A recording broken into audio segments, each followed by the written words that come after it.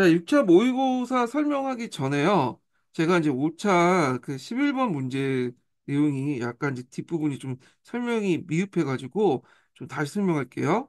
자, 여기 보면, 자료 B 내용을 통해서 자료 A의 밑줄친 개념의 의미를 제시할 때 해당하는 정의의 명칭을 쓰시오 이렇게 있거든요. 그래서 자료 B에 보면 약탈 부대 이제 명칭들이 쭉 나와 있죠. 도서부터 해갖고 공예부, 부부 이렇게 쭉 있고, 그래서 이제 요거를 제시 이제 했는데 요걸 이제 정의가 외연적 정의예요. 외연적 정의.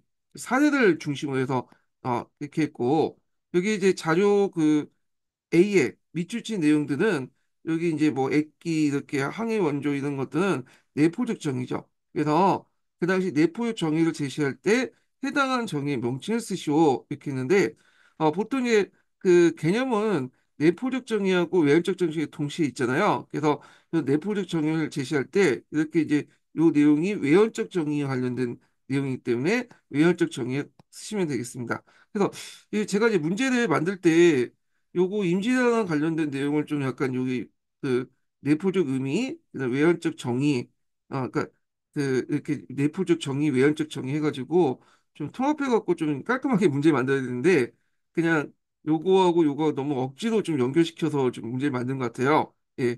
근데 문제 풀 때는 크게 의미는 없을 것 같아요. 왜냐면 요거는 이제 이렇게 쭉 약세 부대 명칭이 나와 있으니까 정의 내용이 있으니까 쉽게 이제 뭐 요건 상관없이 그냥 외연적 정의라고 이제 나올 수 있겠죠. 예, 의미가 아니라 내용이니까 예, 이쪽에 자, 뭐 이렇게 있고 그 다음에 이제 하고 그 다음에 B 무형을 이제 풀어보겠습니다.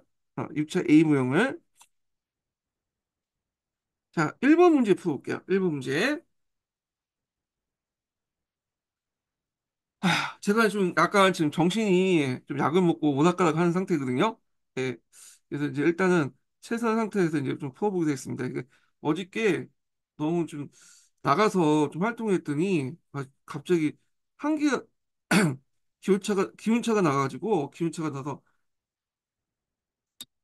되게 춥더라고요 밤에는요. 그래서 있는데 감기가 좀 걸려가지고 약을 좀 먹고 있었는데 좀 약간 오락가락해 약을 먹었더니 정신이 없어. 자, 한번 보겠습니다. 자, 22년 개정 한국사 과목 내용 관련 내용이다. 자, 기획의 용어를 써보고 자료 A 내용을 첨부해서 니은과 디귿의 범주를 쓰시오 이렇게 있거든요. 자, 여기에서 이제 한국사 목표가 있죠. 잠깐만요. 이거 켜놓고 해야 되겠네.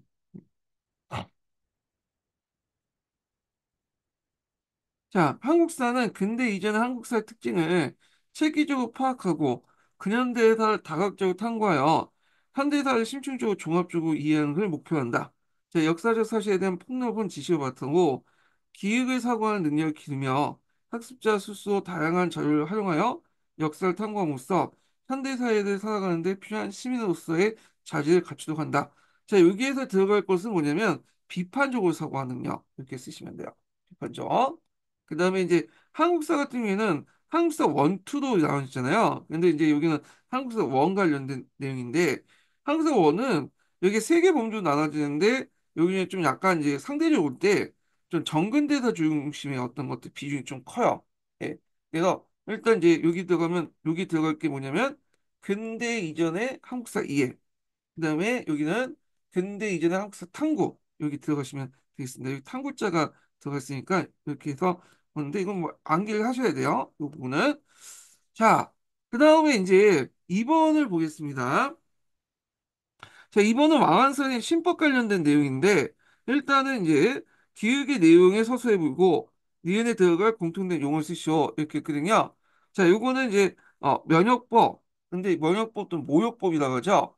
그래서 이제 부역을 폐지하고 재산에 따른 5등급 면역점을 거두어 그들로서 실업자를 모집해서 그 뭐냐 중소노민과 실업자를 규제하게 한 건데 예전 같은 경우에는 면역법 이전에는 저도 역을 어, 일종의 직접 담당했죠. 1등급부터 해서 5등급까지 나눠서 각각 역에 재산에 맞는 역을 부담했는데 문제는 이제 1등급 역을 갖고 있는 좀 형세호나 이런 색들이 되게 이제 정경 유착을 통해서 자기 역을 4, 5등급 깎아내리고 4, 5등급에 있는 역을 1등급으로 끌어올리잖아요. 그러다 보니까 그 밑에 있는 이제 4, 5등급이 이제 파산이 났어. 예. 그래서 안 되겠다 해갖고 다시 이제 호구 조사를 해서 1등급에서 5등급 나눈 다음에 면허증을 걷고 그 돈을 이제 뭐냐 가지고 이제 실업자를 모집해 역을 충당하는 거야. 그래서 자기가 직접 그 역을 수행하는 것보다는 그냥 직접 이제 정부가 실업자를 이제 모집해갖고 인력을 동원해갖고 이제 역을 이렇게 하는 게 훨씬 더 효율적이겠죠. 예. 그래서 이제 요 내용들, 그래서 모욕법 관련된 내용인데, 모욕법 내용도 시험문에 나올 것 같아요. 예. 그것도 이제 기억을 해주시면 되겠습니다. 자, 그 다음에 이제 니은에 들어갈 법은 이제 뭐냐면, 보가법이죠. 예, 보가법.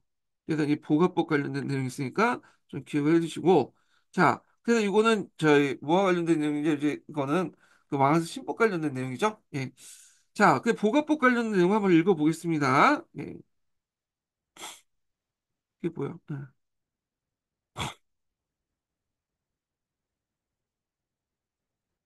자, 주 1번인데 한번 읽어볼게요. 자, 보가법은 직업 군인이 모병제를 고쳐서 병력유치 민병제를 바꾸려고 했다. 네. 그래서 성나 같은 경우에는 병력이 한 100만 명 정도 됐거든요. 직업 군인인데 너무 재정적인 어떤 비용이 많이 들다 보니까 이걸 이제 농병일치적인 보가법 바꾸려고 했다. 이렇게 보시면 될 것 같고 잘 안 됐어요. 결과적으로요. 자, 그 다음에 이제 3번 문제 보겠습니다. 자, 가와 나는 그 일본 근대 사상가의 글이다. 이 사상이 누구인지 써보고 나를 주장하게 된 정치적 배경을 밑줄친 나라와 관련해 서술해 보시오. 이렇게 했거든요. 자, 일단 이제 가와 나는 누구와 관련된 내용이냐? 후쿠자 유키치와 관련된 거야. 예. 그래서 이제 했고 그냥 나를 주장하는 정치적 배경을 쓰라. 요거는 이제 뭐냐면 어, 그 당시 타라론을 주장했죠. 타라론. 그러니까 일본이 아시아 국가에서 벗어나야 된다. 그러니까 예전에는 이제 일본하고 중국하고 한국하고 형님 동생 하면서 일본이 이들을 이끌어 가야 된다. 이렇게 했는데 이제 이 당시에 이제 1884년에 그 후쿠자 유키치는 탈원을 주장해서 오히려 이제 아시아 국가에서 벗어나서 이제 어차피 이제 잘 안 되는 중국과 한국을 점령해서 자신들의 어떤 이제 뭐냐 식민지를 삼아야 된다. 뭐 이런 논리를 펼치게 돼요. 이게 이제 왜 이런 입장의 변화가 일어났냐면 그 당시 이제 갑신전면 때문이죠. 갑신전면이 실패하고 나서 그 당시 일본 세력들이 조선을 패퇴했기 때문에 그렇다. 이렇게 쓰시면 되겠습니다. 그래서 이제 주 2번을 볼게요. 자, 일본이 지원한 갑신염이 실패하고 일본 세력이 조선에서 패퇴하자 이에 실망한 후쿠자 유키치가 1885년 신사 신보에 게재한 논설이다. 세계 문명의 서양화가 피할 수 없는 대세이기 때문이라는 점. 아, 자, 이를 거부하는 조선과 중국을 망할 수밖에 없다는 점을 주장했다. 후쿠자와는 이후 중아시아에 대한 아시아에 대해서 더욱 공격적으로 되어 청일전쟁 당시에 이를 문명의 전쟁이라고 규정했다. 뭐 이렇게 보시면 되겠습니다. 그래서 자유민권 운동가들이 안우는 이제 뭐냐면 인권이니 민주주의 외치면서도 바꾸는 상당히 제국주의자들이 되게 많아요. 이 사람들이 좀 이중적이죠. 자, 그 다음에 4번을 보겠습니다. 4번. 자, 다음은 가와 나의 조약의 명칭을 각각 쓰시오. 그리고 후에 조선이 나조약과 함께 맺었던 의정서의 주요 내용을 쓰시오. 했는데 못하네요. 예. 자, 그래서 이제 못하는 주요 이렇게 쓰면 되겠네. 예. 자, 그래서 이제 가는 이제 뭐와 관련된 내용은 조일수 조교부록이야. 강화도 조약의 부속적이죠. 그래서 이제 사관 같은 경우에는 간행이정 관련된 내용이죠. 간행이정.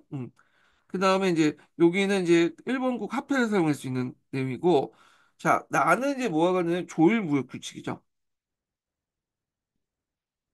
그리고 조일통상조약이라고 또 해요. 그 교과서에서는 강화도 조약이 이제 이것을 조일무역 규칙 이렇게 해놓고, 또그 1883년 조일통상작정 이렇게 해서 구분시켰는데, 어, 명칭상 구분을 이렇게 시킨 거는 헷갈리지 말라고 한 거지. 조일물 규칙이나 조일성승장전은 똑같아요. 예. 그냥 이칭이라고 보시면 돼요, 그냥. 예. 그래서 그 1878년에 맺어진, 1876년에 맺어진 조일통상장정을 1883년에 다시 수정했다, 개정했다. 이렇게 이해를 하시면 되고, 7차 지도서에서는, 아니, 7차 교과서에서는 조일통상 장정으로 돼 있어요. 조일물 규칙이 아니라. 예. 그래갖고 1876년에 맺은 것을 조율통상 장정으로 돼 있거든요. 그래서 조율통상 장정과 조율물규칙은 똑같은 그 조약을 의미하는데 다만 이제 그 1009년 개정교과서부터는 이게 이제 명칭이 좀 구분돼서 앞에는 조율무역규칙, 뒤에는 조율통상 장정이라고 이렇게 구분이 시켜놨어. 그래서 그냥 헷갈리지 않도록 구분했지만 실제로는 각각 똑같은 그 조약 내용이다, 조약 명칭이다 이렇게 보시면 돼요. 자, 여기 이제 6조 6칙 같은 경우에는 무제한 유출을 허용하는 거죠. 항세 명제에 관련된 데 있고, 그 다음에 여기에 물어보는 거 뭐냐면, 자, 나조약과 맺었던 의정서의 주요 내용을 써라. 어, 이게 뭐냐 하면, 저 이게 문제를 좀 초안하고 좀 다르게 만들었는데, 이때 의정서는 뭐냐면, 조인이 미나모토 사이에 그 맺어진 의정서예요. 예. 미나모토 사이의 의정서인데, 의정서를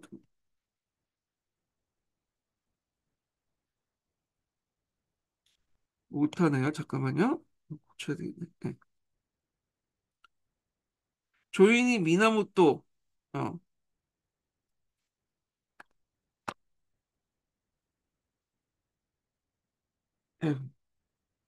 또 왜 안 돼, 이거? 잠깐만 기다려주세요.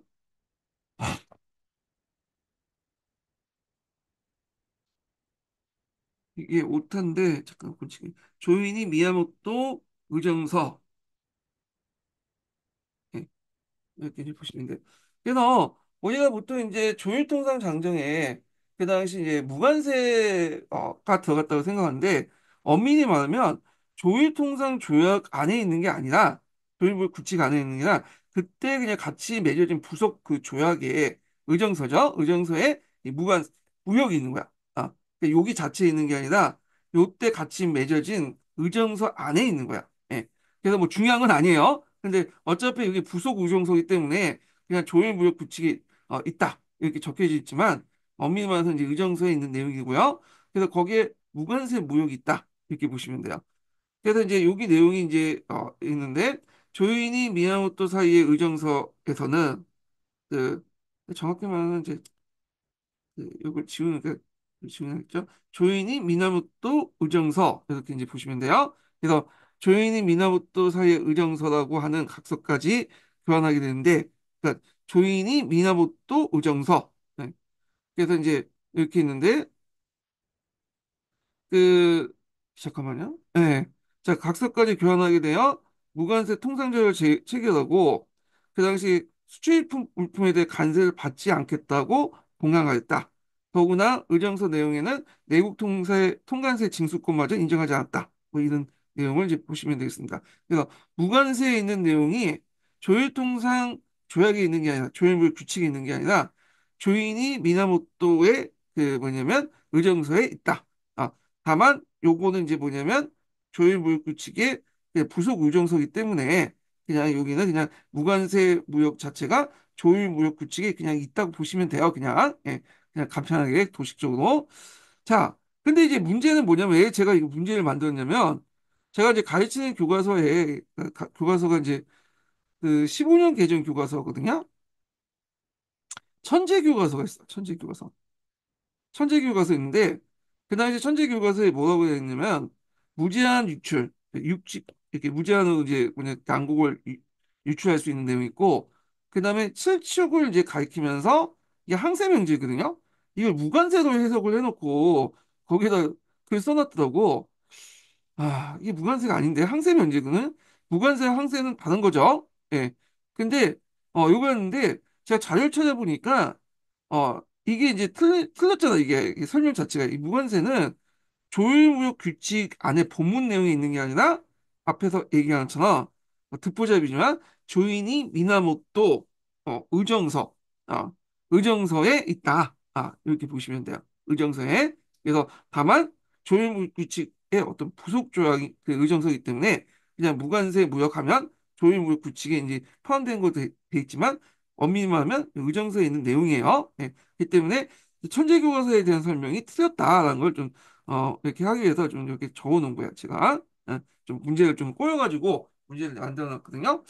자, 그래서 이제 이렇게 있고, 그다음 5번 문제 풀어보겠습니다. 자, 5번은 이제 공법 관련된 문제하고 그 비총재 요번에 시험 문제 나온 거잖아요. 관련된 문제인데 한번 보겠습니다. 다음은 조선시대 때 조세제도와 관련된 내용이다. 작성 방법에 따라서 답을 작성하시오. 그래갖고 이제 여기 보시면 이제 뭐 그 공법도 있고 그다음에 영정법도 있고 비총제도 있는데 문제 풀어보면서 이제 볼게요. 자, 기획제도의 운영상 나타난 구체 문제점을 한 가지 쓰시오. 이렇게 했거든요. 자, 여기 대전의 법입니다. 이 대전의 법은 뭘까? 요 앞부분과 연결돼 있죠? 요거는 이제 뭐냐면 공법이에요, 공법. 음. 그 공법의 운영상의 문제점이 여러 가지 있는데, 그 밑에 적어놨으니까 참조를 해주시고, 그 다음에 근내 삼남은 토지가 약간 기름짐으로 매년 의뢰 염분이 하하지 하지면 이거는 이제 영정법과 관련된 거죠, 영정법. 그래서 영정법 실시 이후에 전세 추가된 내용을 쓰시오. 그래서 이제 수수료나 운송비, 자연 소모비 같은 것들이 추가됐고요. 훈련도구의 경비 충당을 위해서 삼수미 같은 것들이 추가됐죠. 네. 그 다음에 이제 나와 관련된 전세제도 명칭, 비총제죠. 이번에 시험 문제 나온. 그리고 이제 이 제도, 나제도는 어떤 수치 방법의 문제점 때문에 실시한 것이다. 이 제도의 수치 방법을 쓰시오. 요번에 시험 문제 나왔던 이제 뭐가 걸리면 그 경차관 답편지가 관련된 거야.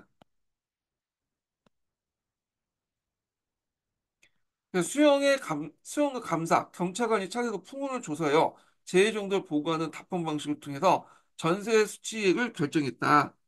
그래서 이제 수치 내용이니까 이제 예요. 그 당시 이제 그 경찰관 답변의 내용을 쓰시면 되는데 이게 문제점이 뭐냐면 근데 이제 들어가서 그 밑에 경찰관이라는 것이 중앙에서 파견된 관리들이잖아요. 그래서 그 관리들에게 잘 보이기 위해서 여러 가지 이제 뭐냐면 뇌물도 주고 허위 보고도 하고 등등 하기 때문에 이게 문제가 생긴 거야. 그래서 중앙정부에서 일단 이제 정해놓고 전세를 정해놓고 실시하는 이제 총액제 기간인 이런 비총계를 실시했다. 이렇게 보시면 될 것 같습니다. 자, 그래서 이제 요거 관련돼 갖고 잠깐 이제 주 4번 한번 읽어볼게요. 경찰관 답변제 관련된 내용을 이제 좀 볼게요.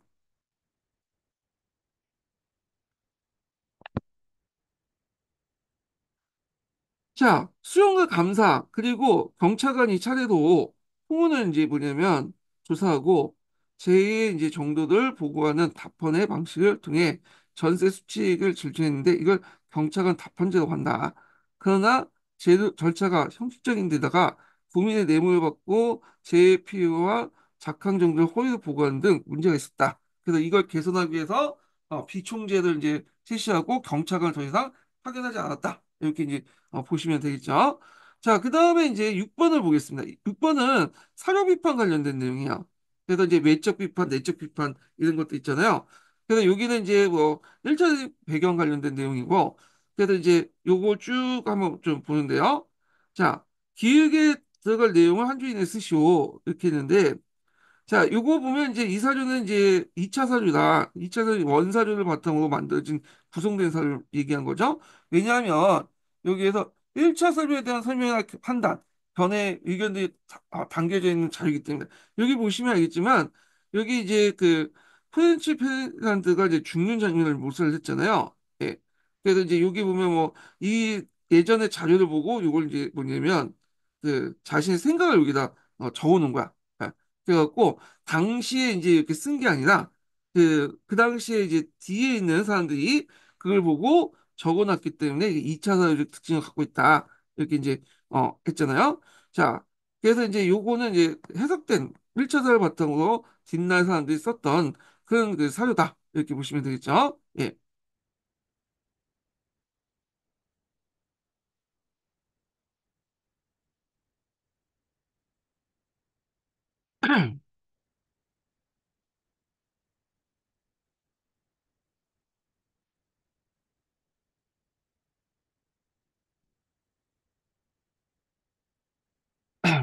자, 그 다음에 문제 풀어보면요.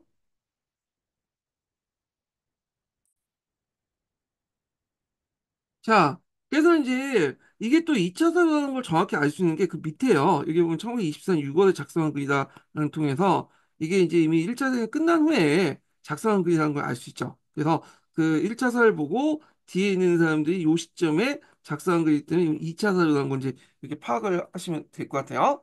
자, 그러니까 이 글을 작성한 인물은 이제 보리에프 에테치고 이게 1924년 6월에 작성한 글이고요. 자, 그다음 나와 다의 단계에서 하급 비판에 속하는 이유를 말해볼까 이렇게 했는데 자, 나와 다단계는 어떤 비판이에요? 외적 비판이죠. 외적 비판, 하급 비판에 속하거든요. 그래서 사료에 담겨 있는 의미를 고려 없이 단순히 사료의 진위 여부만 보는 거예요. 그 사료를 쓴 사람이 누구냐, 어떤 시점에 쓰여졌냐, 뭐 이런 것도 있죠. 네. 그래서 이제 있고, 그 다음에 나단계에서 결정한 것이 무엇인지 쓰시오.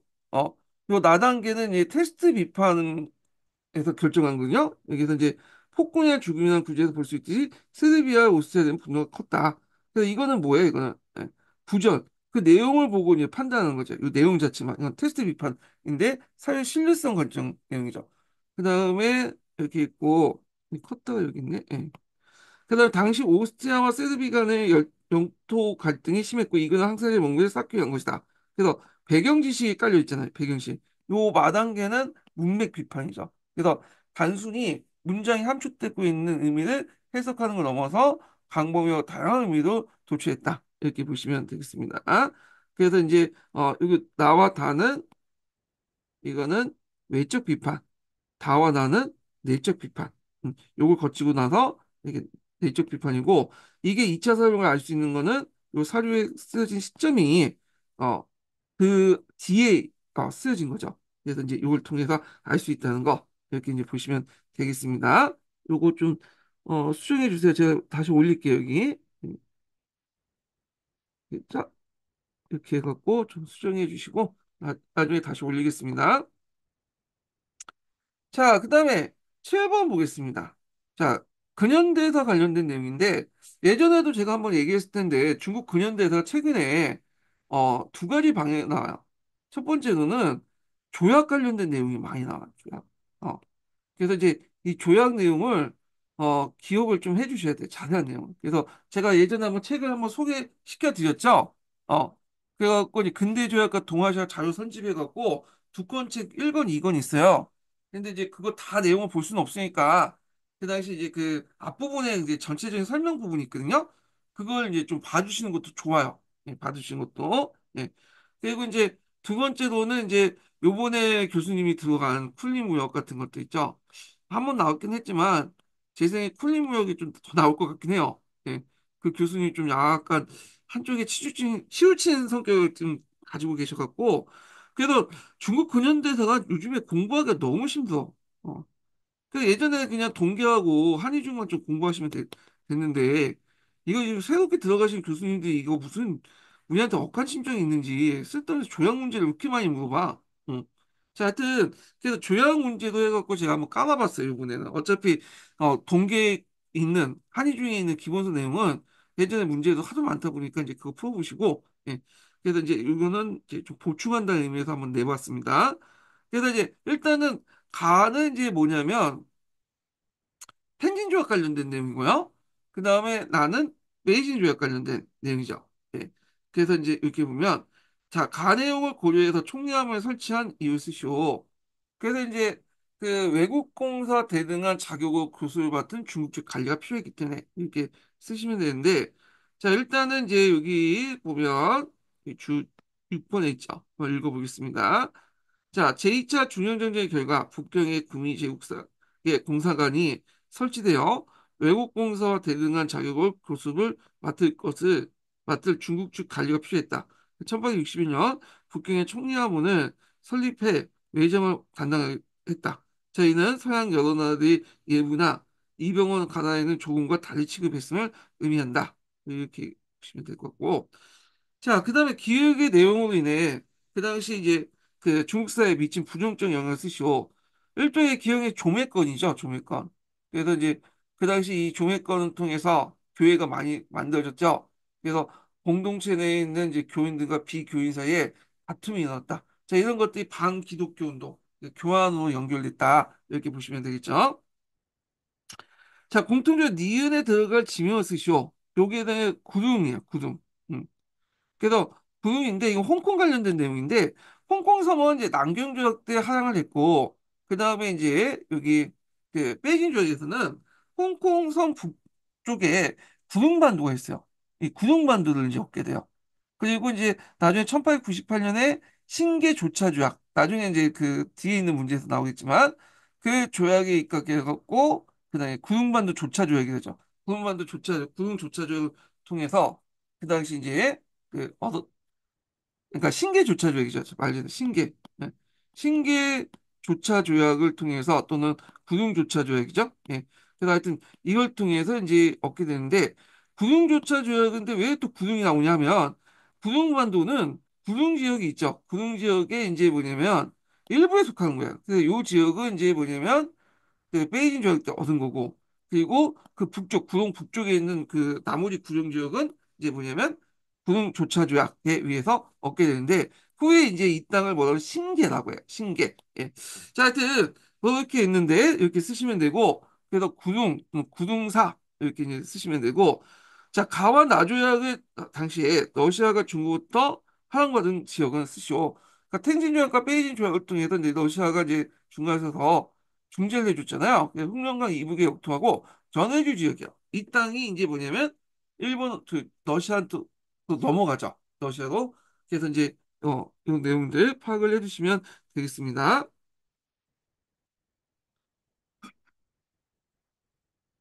자, 8번은 이제 서양 중세사 관련된 내용인데 요거 하기 전에 세 번째 인증문 알려드릴게요. 55번이에요. 55번.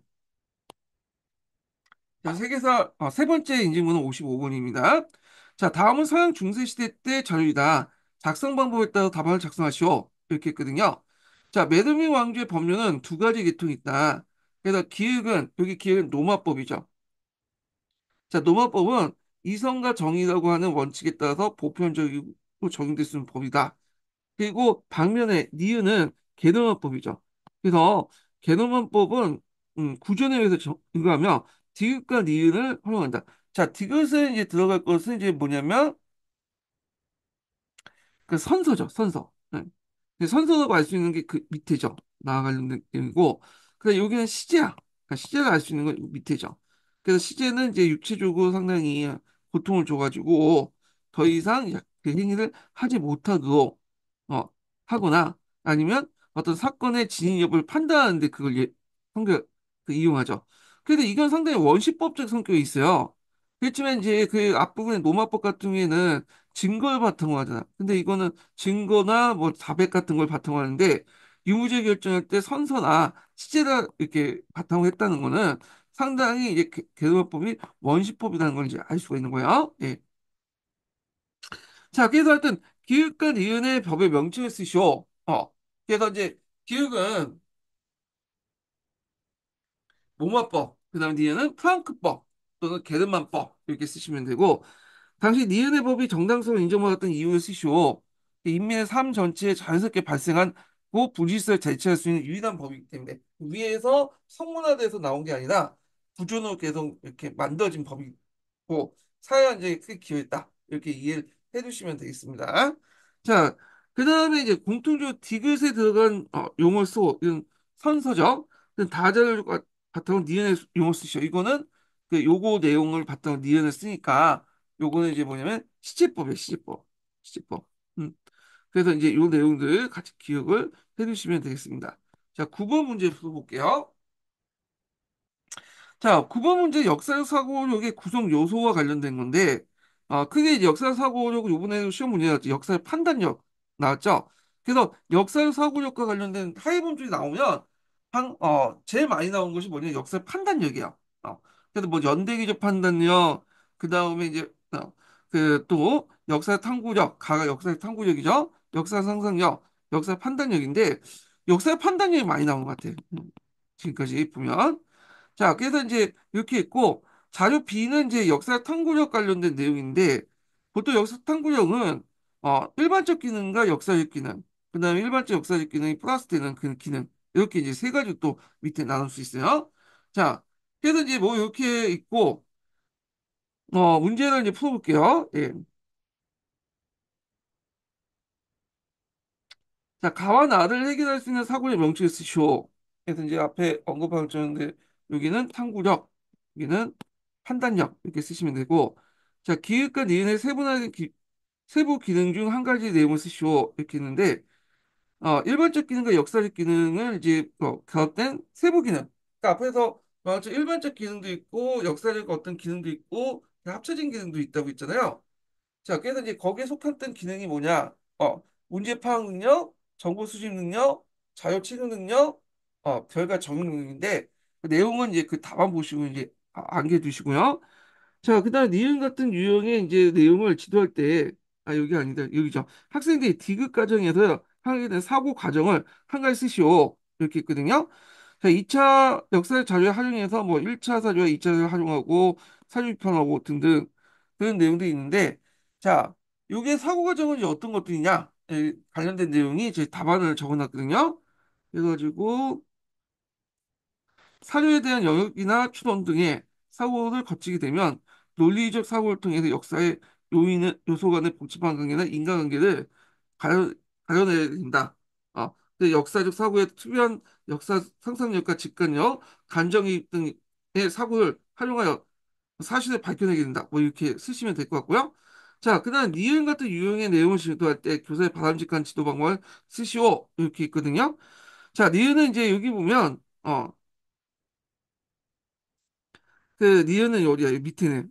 안면서의 행동은 도덕적으로 올바른 건가? 안면서는 이제 안중근의 아들인데 그 아버지를 이제 막 욕하면서 나중에 일본한테 달라붙었던 사람인데 이게 이제 어떻게 해야 될까? 좀 판단력이 들어가야 되는데 일단은 가치 판단이 이제 들어갈 수밖에 없는 거잖아요. 그래서 이제 이때 뭐 그 당시 이제 교사가 어떤 특별한 도덕적 교훈을 제시하거나 특정한 사건을 이용해서 안 된다. 그래서 이제 그 내용인데 이걸 쓰시면 될 것 같고 이걸 지도방을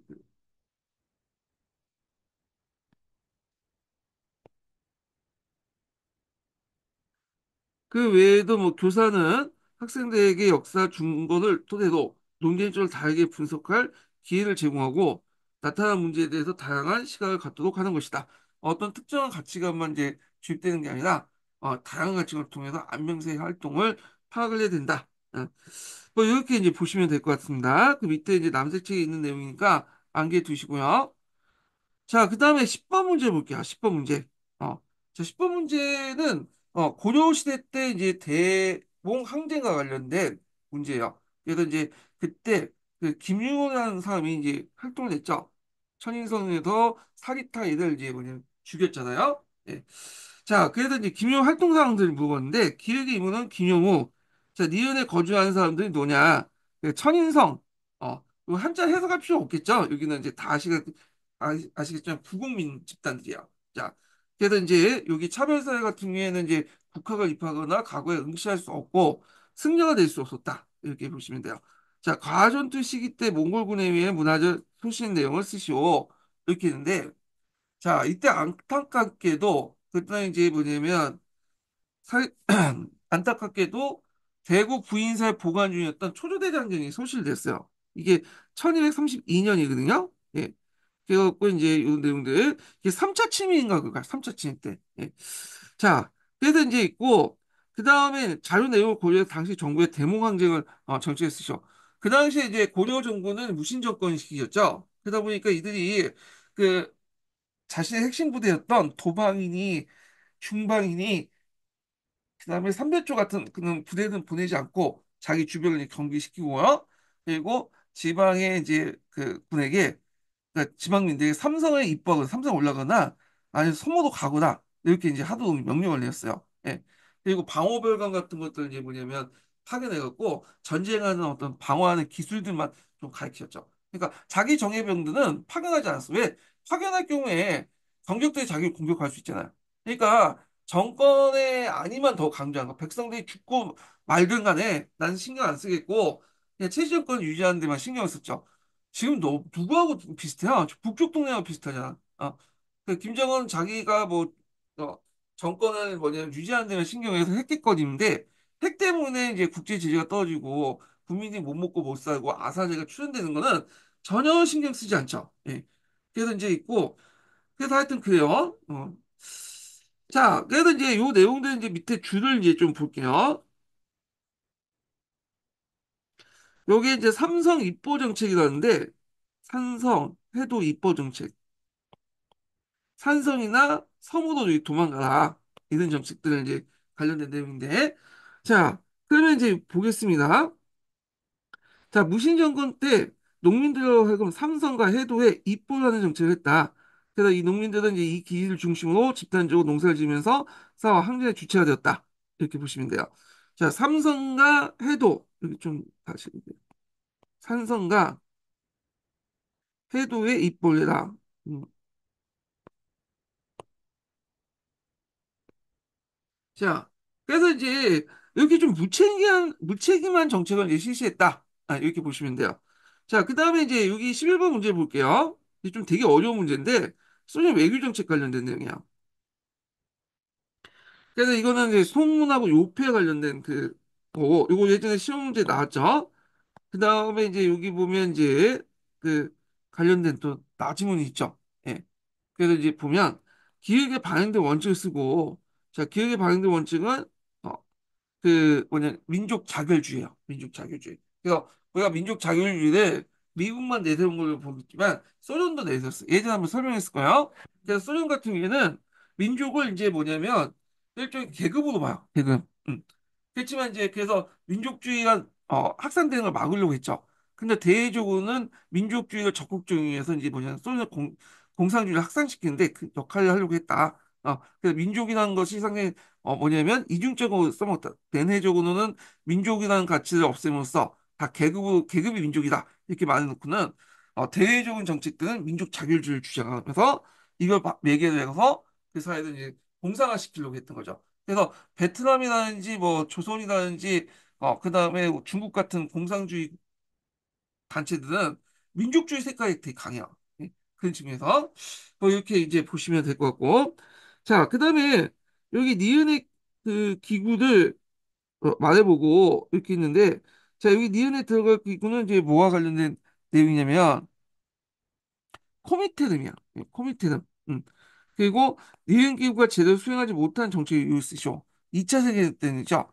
소련의 외교도구로서 이용됐기 때문에 어 뭐냐면 제대로 수행되지 못했고 나중에 코민텔은 해체가 돼요. 왜냐면 코민텔은 뭐냐 계속 유지할 거면 2차 대전 때 러시아가 많은 도움을 받았잖아요. 소련이 동료로부터 그러니까 서유로부터 많은 도움을 받기 때문에 그걸 유지할 수가 없는 거 보급을 만약 적대적인 정책을 시행하게 유지할 수 없겠죠. 그래서 이제 이렇게 해서 뭐냐면 그 당시 이제 그랬다. 이렇게 보시면 돼요. 이 코미테는 정책, 이런 내용들 기억을 해주시면 되고, 코미테는 2차 대전 때 해체됐다. 예, 이렇게 보시면 될 것 같습니다. 아까 처음에 해체된 이유는 이제 앞에 언급했어요. 계속 유지됐다가 사랑부터 다양한 지원을 받지 못하기 때문에 이렇게 보시면 돼요. 자, 그 다음에 12번 문제 보겠습니다. 12번 문제. 자, 요거는 이제 뭐와 관련된 내용이냐면, 조선 농지령과 관련된 거야. 조선 농지령은 예전에 시험 문제 나왔죠. 그래서 이걸 좀 심층적으로 이제 문제를 만들었거든요. 예전에 1943년에 뭐가 일어나냐? 조선 농지정 이렇게 쓰시면 될 것 같은데, 근데 만약에 조선 농지정이 또 나오면 이런 식으로 연대만 물어보지 않겠죠. 내용을 또 물어볼 수 있기 때문에 관련된 문제를 한번 만들어봤습니다. 자, 그래서 기획의 법률의 목적과 내용사를 한 개 쓰시오. 그래서 농민의 소작권을 안정화시키는 데 있고 한계는 되게 많아요. 불의 소작로나 지세 공가의 부당의 정가 등과 같이 지주의 어떤 각종 자의적 수단을 제한하는 규정이 없앴다. 그래갖고 이제 이렇게 있고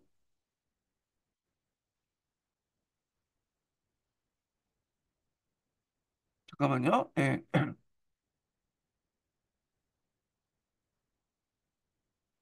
자, 기획의 법률과 목적과 내용사 한 개를 이제 쓰시면 되는데 잠깐만. 아, 법률의 목적과 내용을 쓰시오. 이렇게 쓰시면 되겠네요.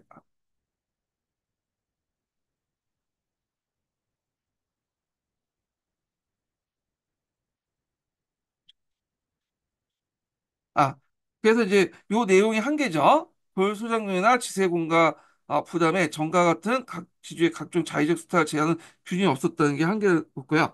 그다음에 기업법률이 제정된 당시 일제가 전개했던 강제운동과 관련된 시책의 명칭을 두 가지 쓰시오 이렇게 했거든요.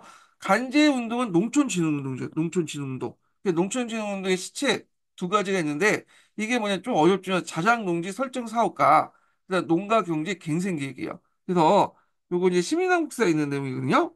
그래서 한번 관련된 내용을 읽어보겠습니다. 주 11번 있는 내용이에요. 예. 자, 여기 보면 10번하고 11번 내용이네. 예. 10번은 이제 농지 설정 사업과 관련된 내용이고, 농가경제 갱생 계획은 11번 관련된 내용이니까 한번 읽어볼게요. 먼저 볼 게 뭐냐면, 자작농지 설정 사업 관련된 내용이죠. 예. 자, 1932년 시작된 자작농지 설정 사업은 일제 시책에 호응하는 일부 농민들에게 장기 저리 자금을 융자해 소규모 농지를 구입하게 하면서 안정적인 자작농이 되도록 하겠다는 것이었다. 계획대로 이제 실제 자작농은 크게 늘어나지 않았으나 총독부는 극소수의 성공사를 제시하며 농민의 불만을 호도하는 한편 정치 성장 효과를 거두고자 했다. 이렇게 보고요. 그 다음에 11번은 뭐와 관련된 내용이냐면 여기 그 있죠. 네. 농가 경제 갱생 계획과 관련되네요. 그래서 요거는 각자 읽어보시면 될 것 같아요. 그냥 읽어보시고 자, 그 다음에 전공 비와 관련된 내용은 이제 들어가는데 요것도 좀 쉬었다가 이제 좀 진행을 하겠습니다. 네.